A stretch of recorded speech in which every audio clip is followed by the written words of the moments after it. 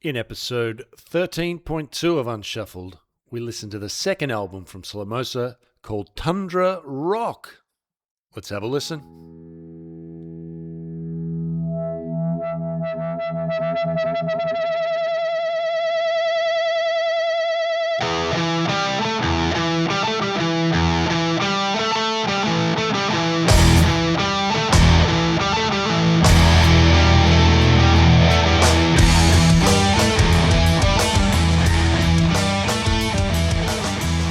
Welcome, listeners. Yes, listeners.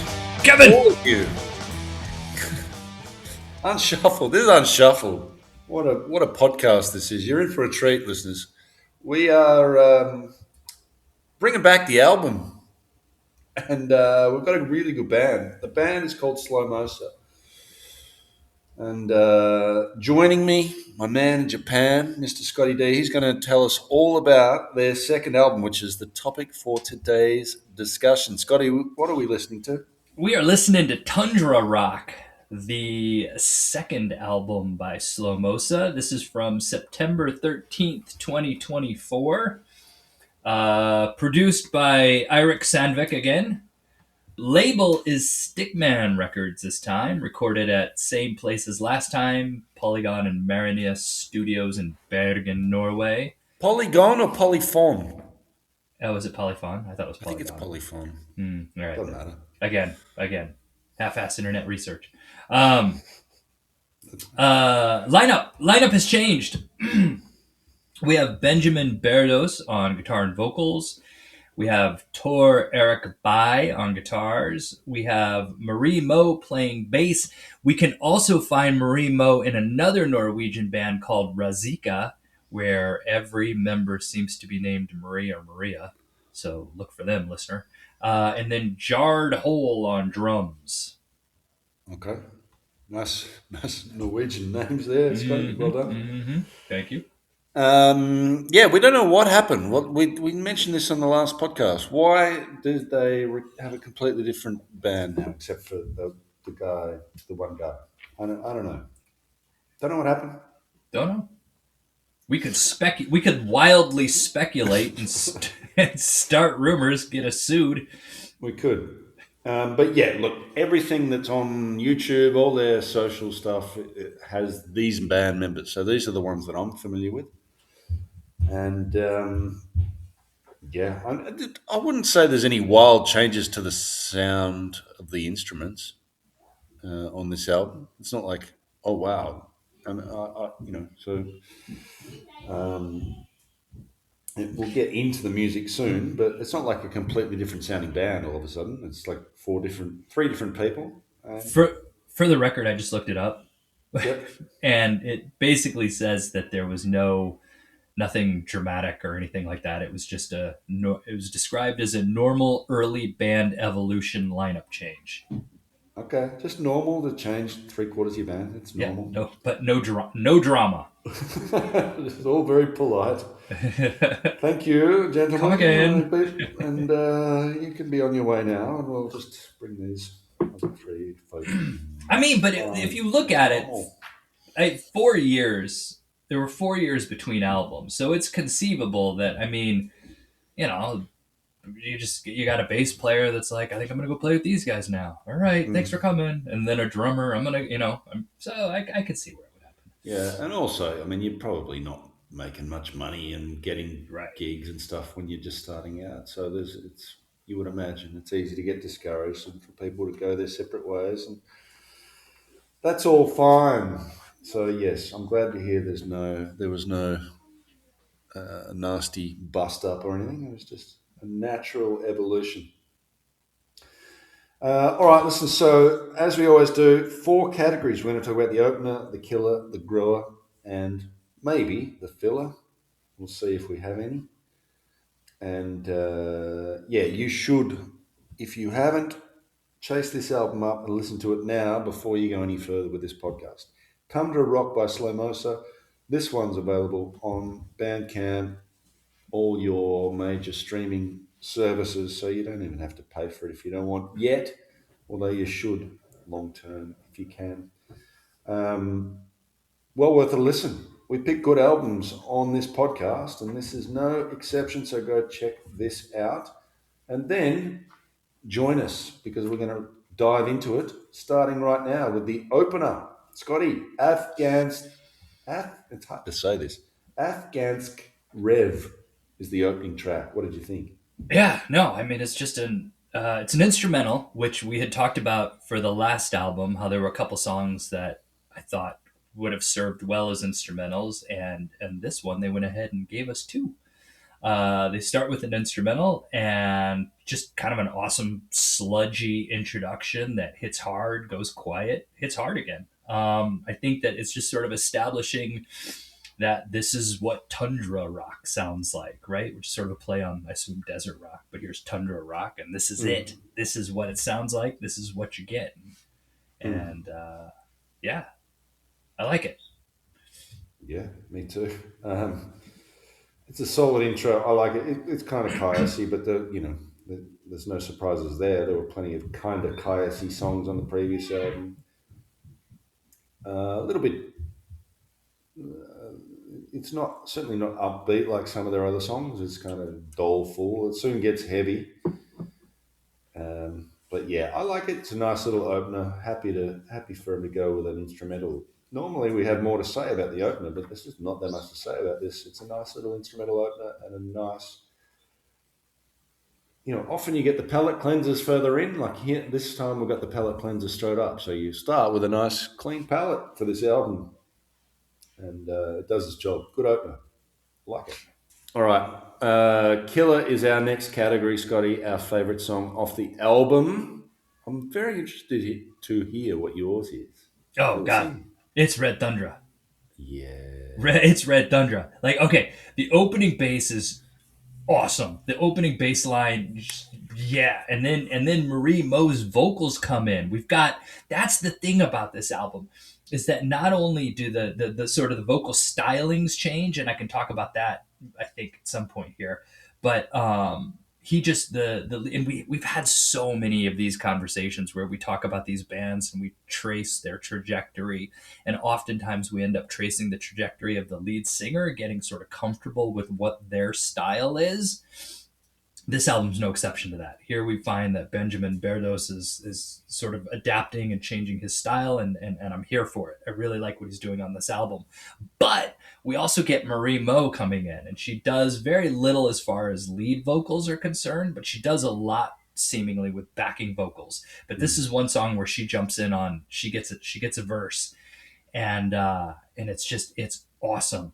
The two of them sound great together. I wish she did get to sing a little bit more in this song, but I'm happy with it. I'll take what I can get.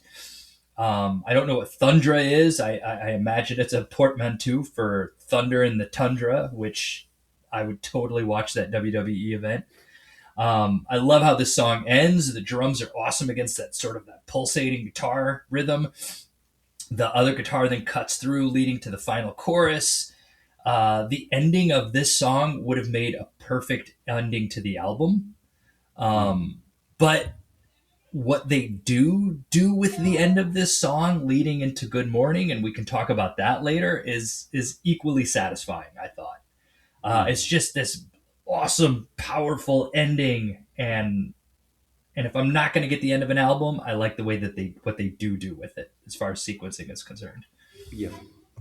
Yeah, I agree. I would love to hear more of her singing. She's great on this song, and I like the way they work. It's like a duet almost. Certainly in the first half of the song, and very effective. And the way the lyrics they switch the lyrics up, not you, not me, and not me, not you. And it's really well done. This song will feature again in my standout moment, but it's not my killer as great as it is. In fact, I could have nominated any of tracks 2, which is Rice, 3, which is Cabin Fever, and 4 as Red Thunder. I thought that 3-track sort of stretch was something special. I went for track 3, Cabin Fever, as my killer. Why? I It's a bit of a slower song. Rice, I like Rice as well, but I really like the riff in the verses on Cabin Fever and the way the verses trade off against the catchy chorus. So there's a sort of staccato riff through the verses. And one of the big things I like about this band, I mentioned it on the previous album as well, is their use of dynamics. So and contrasts within a song, and the way they often build a song up to a big sound, and then take it all down again to basically back to nothing, and then build it up again. So at one point in Cabin Fever, it's just bass, but yeah, just the way they can unpack and reassemble a song. Um, Never would I say this is a sort of proggy or um, anything like that. In fact, I generally avoid, not always, but I'm not a huge fan of those overly complex bands. But there is, and this band really is simplicity, but there's complexity within the simplicity. And this is evident here. So I really like the riff and the verses, but more it's about the use of dynamics, the way they build the song up, and then tear it all down and then build it all up again. So really like Cabin Fever. I think there's a film clip to this too, which we'll link to in the show notes. But yeah, that's my favorite. But there were plenty of candidates for favorite song because this is a very good album. Oftentimes I'm reminded that your technical language for musical terms is a little bit more advanced than mine. What you call staccato riffs, I think I called chuggy bits. Chunky bits. Yeah, but I basically talked about the same thing. I also mentioned that after that last chorus, how the song just kind of opens up, and just sort of lets loose, going through to the end. But it's more effective because they restrained it before, right? Yeah, So no, I agree. It's that release of tension. Yeah, which they're so good at. And then the backing, I think this was the one where I was like, I was asking, is that Marie Moe doing backing vocals, or it is? She is doing backing vocals on this, and again, it just adds to it. Yeah, I think generally speaking, throughout the album, the vocals have definitely come along, as you mentioned with Your Killer. And we did mention Rice. I don't know if it's in any of your categories, but it's not. But I can talk about it. There's a completely different vocal sound in the verses in Rice, as well. Because there's a lot. Because you mentioned the sort of sameness, the sort of yelly style that he has, which is nice, but he didn't really mix it up on the previous album, and there's much more variation in the vocals on this, which I think adds an extra layer of interest for sure. Agreed. He has a low end now to his singing that he didn't have before. Yep. You got a grower? I do. It's sorry, I was gonna say that I'm surprised. I thought Mono Man was gonna be your killer.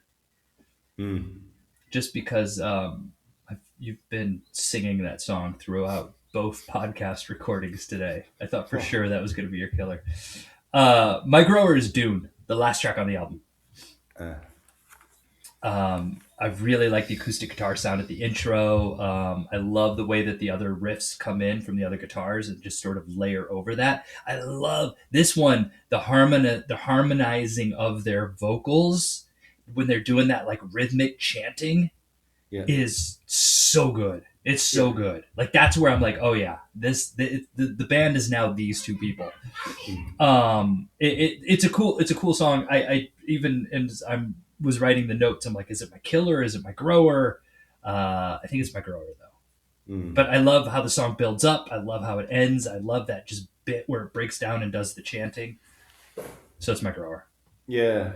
I have grower written next to June, but it ended up not being my grower. But they talk about this. There's an interview that they released on YouTube about the time the album was released, and they talk about the way they made this song, basically on the spot in the studio.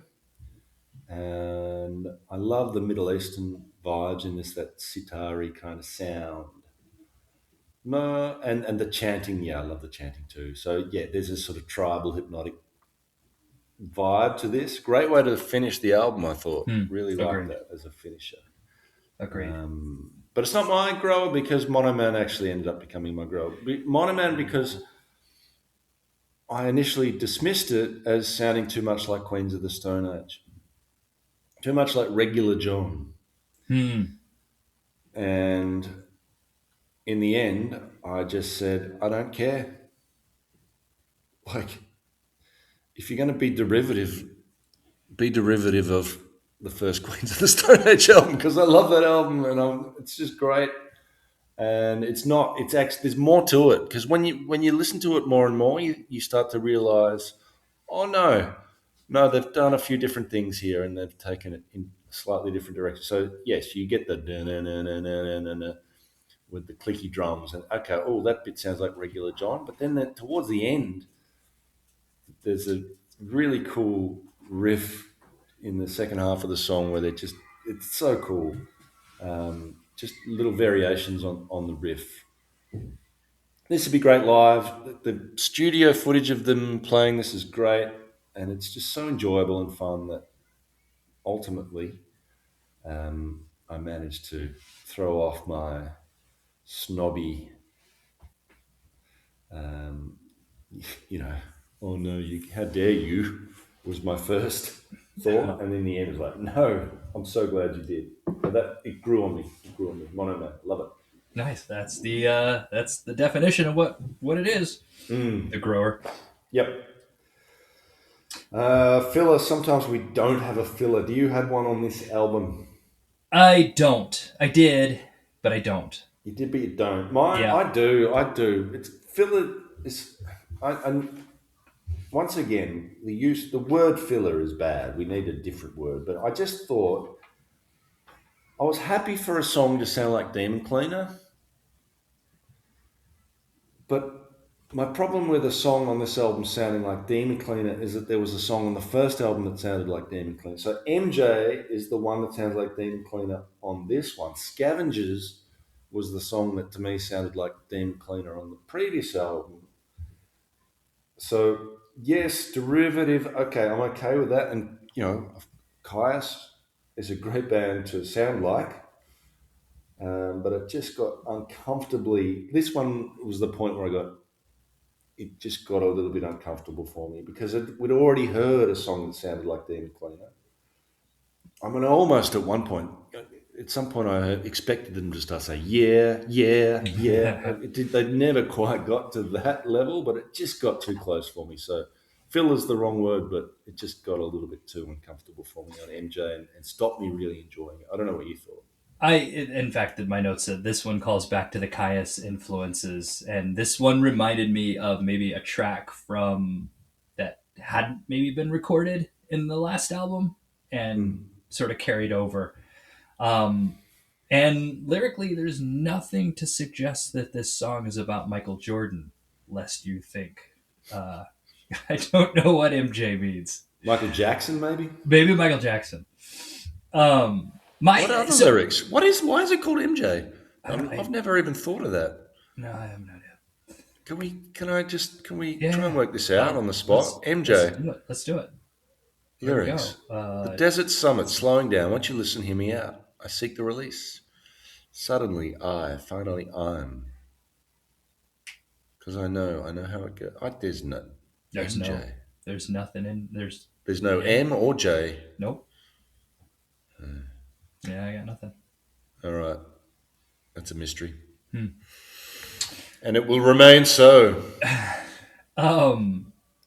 Yeah, so but to your point, I think the reason I thought I had a filler and then changed it is because maybe I don't really know what a filler is. Like in my head, a filler is just sort of you need 10 songs. We've got 3 good songs that we've written or 5 good songs that we've written. Now we just need to come up with some songs to finish the album. That to me is about like the definition of filler would be 2 or 3 of the songs on each of those Runaways albums. Yeah. Yes. Right. Where it's just we gotta give people 45 minutes. So let's come up with a couple more 3-minute songs. That's when I think of filler. But then, so this is where I'm going into my standout moment. I'm skipping what were they thinking. Okay.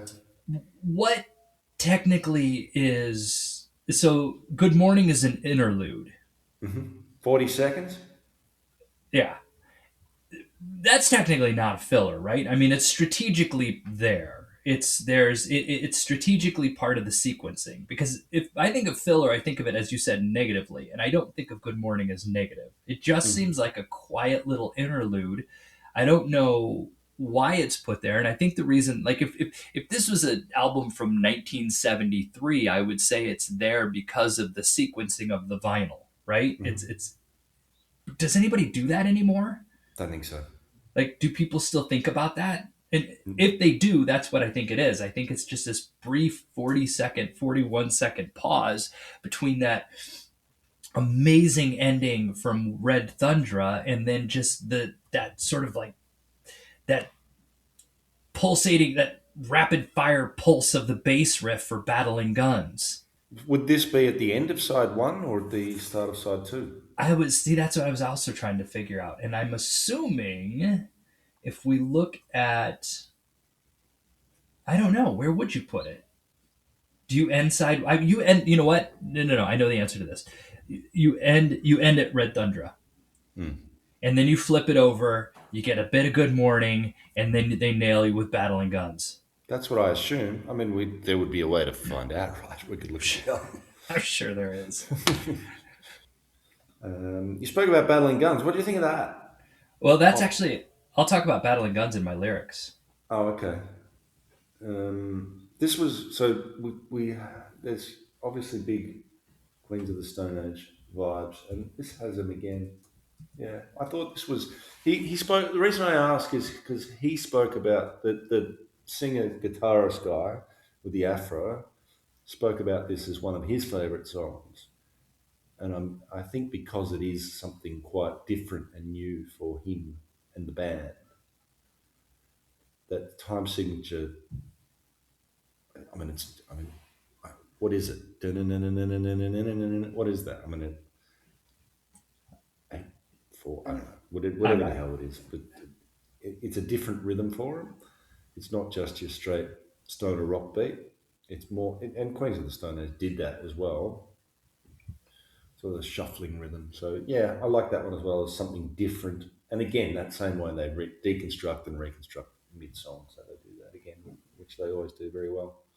So that stands out as something a little bit different, a little bit new for them. Battling guns and a great chorus. Here's what I found. First off, I found that they don't. I can't find the sequencing of the vinyl online, but I did find that I can actually get the vinyl at a really reasonable price through Tower Records Japan. Get it! I'm going to. And then we can answer the question next All right. episode. Okay, fair enough. Do it All now. right. I will. I can't do it right now. I need my credit card. All right. Cool, man. You've got a record player in Japan?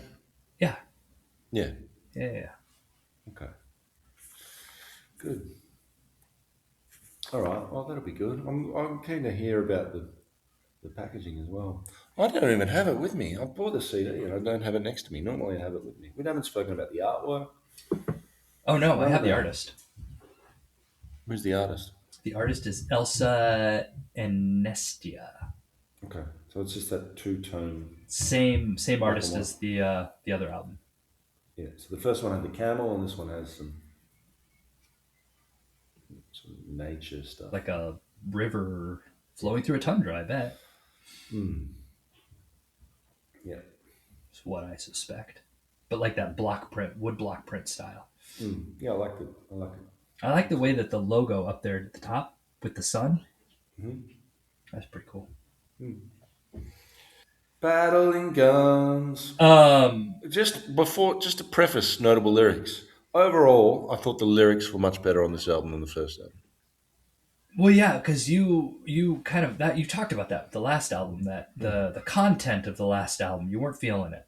No. And this one, he seems to have moved past whatever grief he was working through on the last album. Yeah. Which happy to hear. Good for him. Now it's just general existential dread and regret. rather Okay, than so specific breakup which angst. which brings me to Battling Guns, which I think what struck me is it's just given what's going on internationally right now, it's fitting, right? Mm. Just the idea of trying to change it all too late, never learn from your mistakes, shape our hands as our whole world burns, I raise your hadn't hands made as our the link, but yeah, now that you mention it, yeah, shrug that's it great. off, face away, turn, throwing rocks, battling guns, not fair to me. Mm. Just it felt fitting, Yeah, timely. this time. Okay, what are my standout lyrics? I know what my standout moment is. Do I have a standout lyric? I'm sure I've noted one somewhere. Just looking through here. It's certainly not Afghansk Rev. Could be Dune. Ah, ah, ah. Um, I don't know. I just thought the lyrics overall were very good. I'm sure I made a note somewhere. I'll go with Rice. Must be dreaming it all. Let's get the tab open and dig into Rice a little bit more. Um, just give me a sec. Tundra Rock, Rice on Genius, my current lyric go to.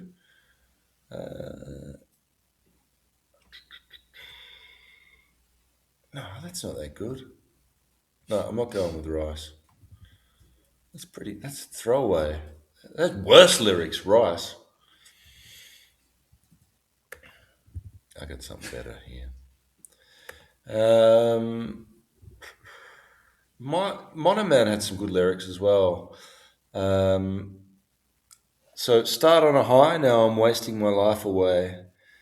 How could it be? How did it end up this way? There's a couple of songs in this where it's with similar vibes, like what am I doing with my life, kind of stuff, um, which is fun. Like it's good. So there you go. Start on a high. Now I'm wasting my life away. Watch me explode into nothing and even more. Thunder and rain, no sun for years. Now, I don't know. I like Mono Man for many reasons, but the lyrics are good too. So that'll be my standout lyrics. My standout moment is more considered than that, though. The You mentioned Red Thunder, My and stand up mo. Oh, I did. Yeah, sorry, that was my killer. Yes. yeah, the riff in Red Thunder, which in the interview they call the "Can't Believe It" riff. The bass player in that identifies that as her favourite moment on the album, and who am I to argue with her? That second half of that song, it goes into that sort of double time drumming in the crescendo, the big finale, but just that riff that can't believe it, the riff that kicks off the second half of Red Thunder is great, and I love it, and I love the song, and it was a good choice for Killer by You, and that riff is the best moment on the album, I think. Yeah, agreed. I absolutely agree. That's yours. No, I already gave you mine. Mine was Good Morning. Oh yeah, okay, that's good too. Yeah. Okay, what we got? Any other categories there, Scotty? We got Band Brownlow. Mm. We got any elephants in the room? I see. We came up with that in the last one, and I was thinking, and I didn't. I need to. No, I don't have anything obvious. Mm. Okay, me either. I just like this album. But I'll listen for that next time. I'll try to Oh, find an elephant in the room for the next one. all right. Well, I have a question, a lingering question. Hmm. Who the hell's MJ? Michael Jordan. The goat. The goat of all goats. Like, you know, he sort of transcends all sports, right? You just talk about who's the goat of any sport ever, and it's MJ. Yeah. Surely. More than. Who else would it be? Because, The goat of all goats? yeah, like the goatest goat of all goats. It's Michael Jordan. It's got to be Michael Jordan. It's I Michael Jordan. think, didn't Michael Jordan lay the foundation for that argument? Yes. Yeah. Because Tom Brady, but no. Stop it. And then there's Australian. I could nominate an Australian footballer or two, but who the hell's ever heard of them? I mean, I'd say Messi, but then you got somebody that's going to come in with a See, Ronaldo. Messi's not Yeah, even look with the see, clear-cut goat. And then the other one would be Don Bradman in cricket. But again, cricket's not exactly a widely played sport.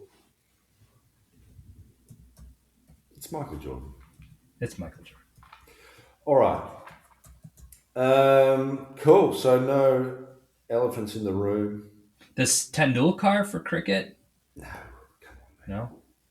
Don Bradman is My- the only one candidate in that sport that no. Yeah. All right, Band Brownlow. Mm-hmm. Yep. Go. You want me to start? All Yes. right. My one vote goes to the drummer, Jarred Hole. I like the drummer. I do like the drummer. I like the sound of the drums. And you know what? I like the name, Jarred Hole. What is it? Jar and hole. Jarred, Jard. Jarred. Jarred. Jarred. Sure. My 2 votes goes to Benjamin Berdos. Well done, Benjamin Berdos. Vocal stylings, like it. I'm here for it. And then, I mean, And Afro. and yes, and the 3 votes, right? I mean, that's got to go to Marie Mo. It has to. The bass on this album is awesome. The backing vocals, even the lead vocals she takes, I feel like, I don't know if it's her presence that has just sort of changed things around for this band, but yeah, fantastic. Yeah. I think I'm MVP for this album. Mine are just the same. I feel like we're disrespecting the guitarist guy a little bit because I really like the way the 2 guitars play off each other. Mm-hmm. But yeah, the bass is. I love the bass. It sounds good. It's simple, but just rocks and her vocal contributions are fantastic as well. And I hope we hear more of them on the next album. I'd be happy for her to take over as the singer. I mean, the other guy's good too. But yeah, the Afro guys, 2 votes, and the drummer's really cool. I like the drummer. Yeah. I think it's a vote. I hear your point about her taking over, but I would like to hear them doing more interplay. Yes.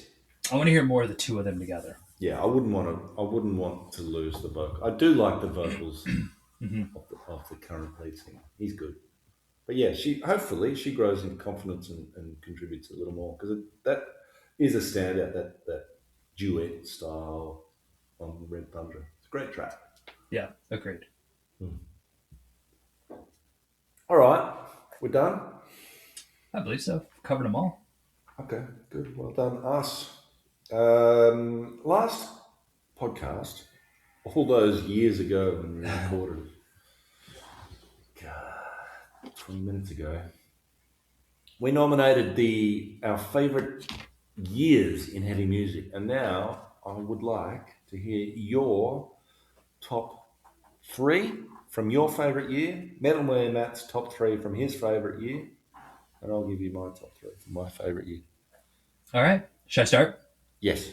Or Well, here, let me start. Give us Metal Man Matt. I'll give you Metal Man Matt. And then there was one that he didn't list, and I'm wondering if it was an oversight or if he didn't list it intentionally. He did not say Sepultura Arise, which So he had 1991. He had 1991. He did not And he say didn't say Arise. He didn't say Arise, which kind of shocks me because him and I used to ride around in his car listening to Arise together. And so anyway, he did not say that one. He did say Corrosion of Conformity Blind. He loves Corrosion of Conformity. He loves Corrosion of Conformity. He said Ozzy Osbourne, No More Tears. Yeah. And he gave me a reason why, and I'm going to have to dig through my messages to find it. He gave me a reason why, and I don't remember. And then he said Metallica Black Album. And he was thinking, so his perspective, as I understand it, if I remember correctly from the messages, was not what year meant the most to him, but as the year that sort of opened the door and made metal a little bit more mainstream, like brought more people to the fold of listening to metal. And I think that was his argument for why 1991, because the Black Album and No More Tears brought a lot of people to the table for Ozzy Osbourne and Metallica. Yeah. And then I'd Corrosion of go. Conformity Blind, I assume, was his own personal. I'd go a step further to that. Than that. I would say the Black Album got a few Metallica fans angry, including me at the time. Like, angry is probably the wrong word, but like, what are they doing?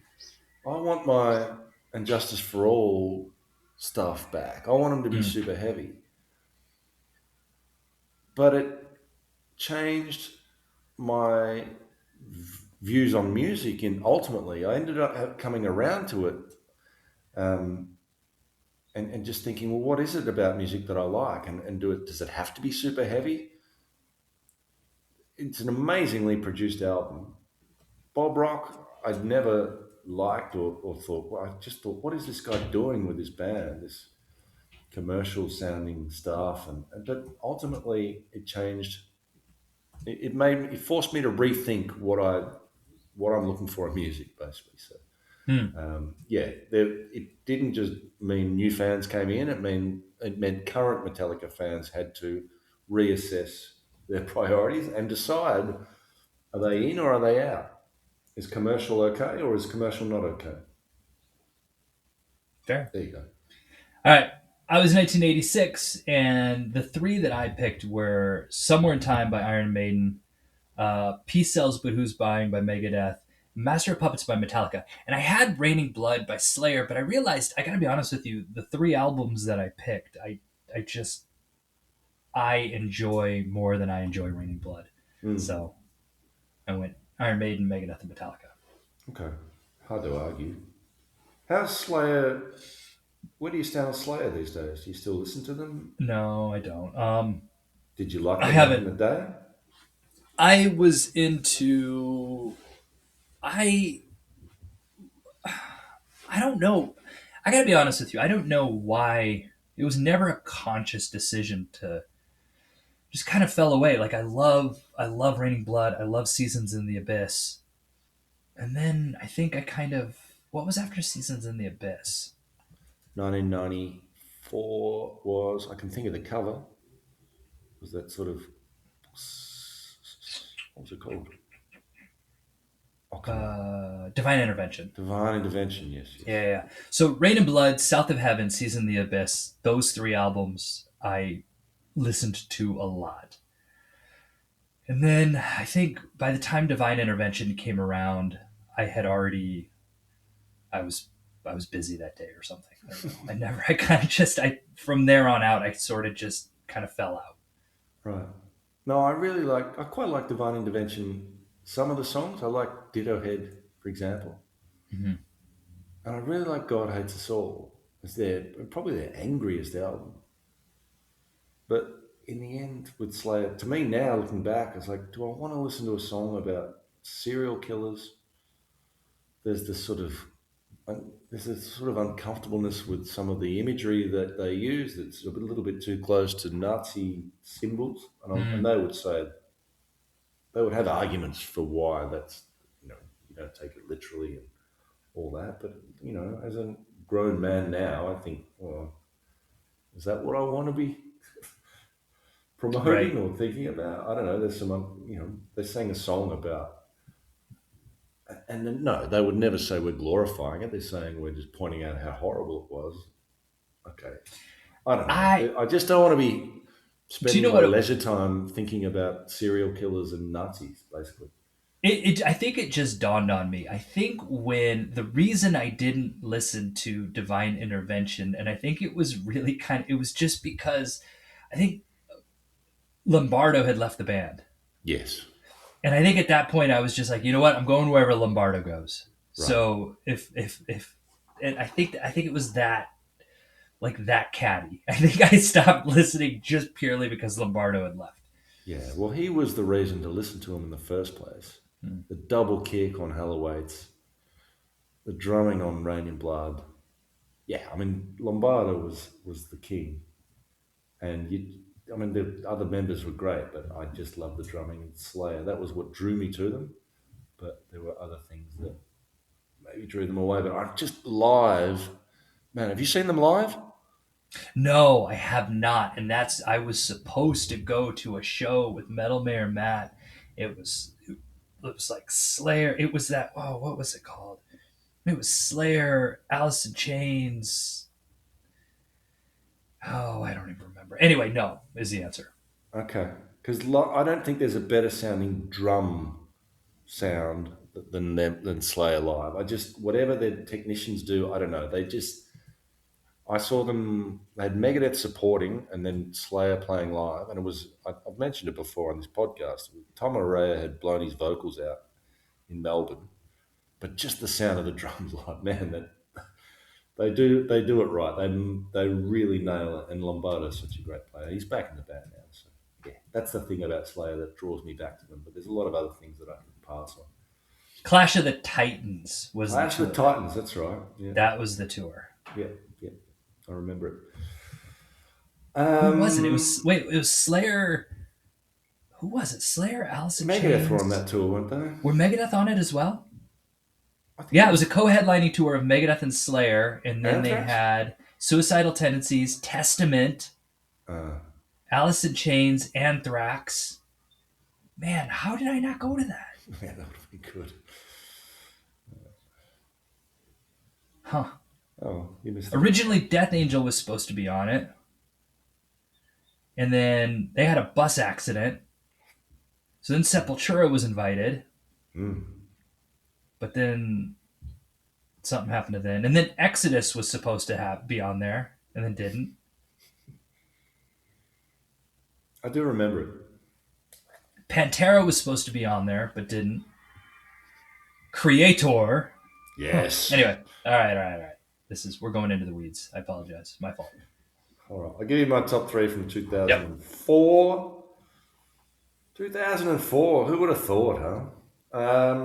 In no particular order or in order? I did no particular order. All right. In no particular order. In no particular order. It is Mastodon Leviathan. Somewhere on the walls of my house, I have that album cover framed. Don't know how Mastodon have aged. Didn't one of them die? Didn't he? Yes. Yeah. Right after he left the band. But yeah, I just early Mastodon was something special for me, and those sort of three or four albums, Leviathan and the next two or three were great. Blast Tyrant Clutch, one of my favorite albums of all time, one of my favorite sounding albums of all time. Just amazing, like stoner rock, but with a sort of modern production that just blows me away to this day. I will go ISIS Panopticon, Oh, yeah. 2004. You like ISIS? I did not know ISIS until you turned me on to ISIS Okay. back in Jakarta. Yeah. Okay. So love ISIS. The name didn't age well, but the No, music did. no, it did not. In fact, us having this conversation right now might just get us all shut down. Yeah. This could be the last podcast before we're whisked away to an El Salvadorian prison. And look, honourable mention to the System Has Failed from Megadeth, which I have also mentioned in a recent podcast, is a great comeback album from Megadeth. One of my favourite Megadeth albums. So there you go. So there's four albums. But the top three are Mastodon, Clutch, and ISIS. Nice. Yeah, and I think that was probably, I don't know, like when you're young and those, you sort of maybe don't appreciate it as much. But at that stage, I was in my late 20s, and yeah, it was a nice year to sort of, I don't know, it was like stoner rock was still in full swing, that whole movement, but you also had some sort of post metal stuff coming in with ISIS. A nice sort of pivot point in heavy music, I thought, 2004. Yeah, That's no, it. good year. Good year. Listeners, we'd love to hear your favourite year in music and your top three from that year. Feel free to email us. unshufflepod@gmail.com is where you can get in touch. We're also on Blue Sky. YouTube. We also have YouTube now. We got a YouTube channel. So listeners, I don't know. We've got 2 subscribers. One of them is me, and the other one is That'd be me. yeah, that'd be you. So Yeah. very early days. We'd love you we to should we subscribe. should put if we've got a YouTube channel, Yeah, we can't do all of these. Nobody really wants to see us. no, We should we should do one once we where should they do can see one. us. Yeah, we should do one. All right. Okay. And then maybe we would get 3 subscribers. All right, we'll do one day. All right. No, maybe not the next one, but soon. Yeah, mate. Yeah, our listeners deserve to put a face to our voices. You're right, Scotty. We don't look like skulls. I don't know. The A skull's little bit. here. I A do little have a bit, little skull. bit. And those are good looking skulls, by the way. In fact, those skulls probably do look better than the real thing. Fantastic skulls. All right, let's wrap it up, Scotty. What are we doing next? Oh no, we've got to talk about next because we don't have any more Slomosa albums. No, you're right. You're right. You're right. Okay. So what we had based on our conversation was Pale, Urn, and Coroner. It was going to be Pale next, wasn't it? That's one album. Yeah. So that's Okay. what we're doing, right? Yeah, there it is. Pale. What's the album called? I have it here. Pale Band. They're Japanese. They are Japanese. Pale Band Japan. Black metal. What are you doing to me, Scotty? How did I agree to this? Is it? It's not the EP. Our Hearts in Your No, Heaven. it's Our Hearts in Your Heaven. It's just 7 tracks. Our Hearts in Your Heaven. Yeah. The EP is just called Pale. Oh, the EP's called EP, Yeah. and Our Hearts in Your Heaven from Our Hearts in 2025. Your Heaven. All right, look, I'll put a link, listeners. My problem is I say this and then I don't do this for months. So, if I get around to it soon, I'll put a link to Our Hearts in Your Heaven, the Bandcamp link. I think that's probably the best way to get it. I can't imagine. Oh, they say you can get the CD.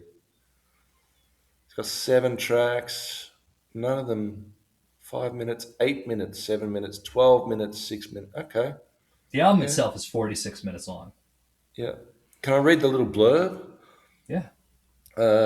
After 4 years of silence, Tokyo post black metal black gaze band Pale restarted with a new lineup in 2023 and will finally release their first album in 2025.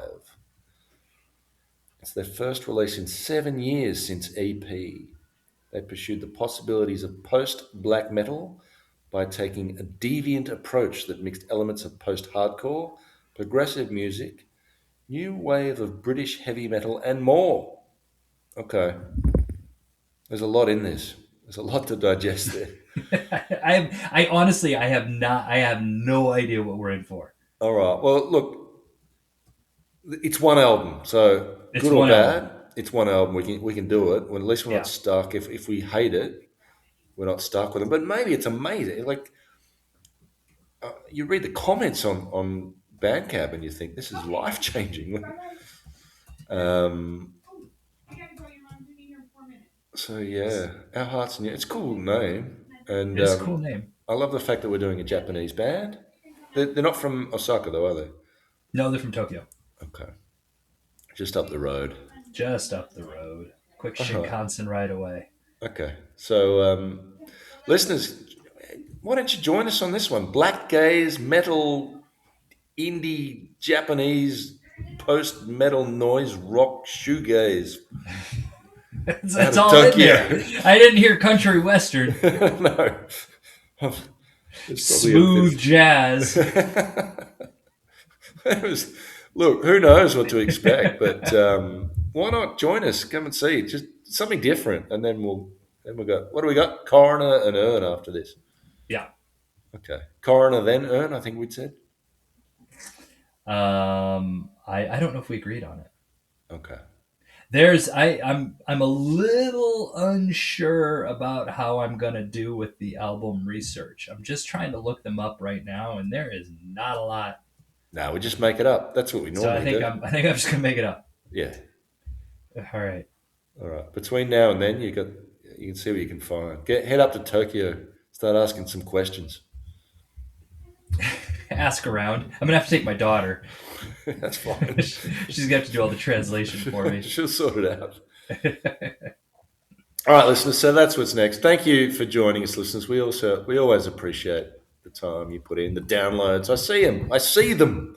Every single download pops up as a statistic, and I see which country you're coming from. So I appreciate just the fact that anyone listens at all is amazing to me. So can I just ask for a quick update? What countries are we getting?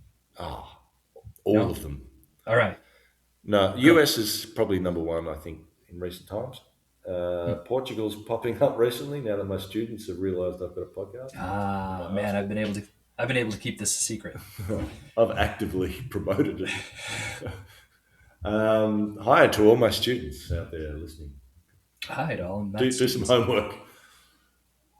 Maths is good. Yeah, and listen to Pale. Our Awesome. Hearts in Your Heaven. Yeah. See what it's like. We'll talk about it in class. Okay. On the test. Yes, it will be on the test. Bonus question. All right. And listeners, thank you. We do appreciate it. And Small Stone, we appreciate you. And Seven Planets, the song at the start and the finish. You're about to hear it. It might even be fading in now. And contact us, email us, unshufflepod@gmail.com. We'd love to hear from you. Tell us about your favourite year in heavy music. And tell us your thoughts on Our Hearts in Your Heaven or anything we've spoken about. And Scotty, it's always been a pleasure. We've done 2 in one night. That's a new record for us, so well done us. We spent a lot of time together today, and I've enjoyed every moment of it. Yeah, me too. All right, go and enjoy your day. All right, thank you, Matt. Thank you, listener. Cheers, mate.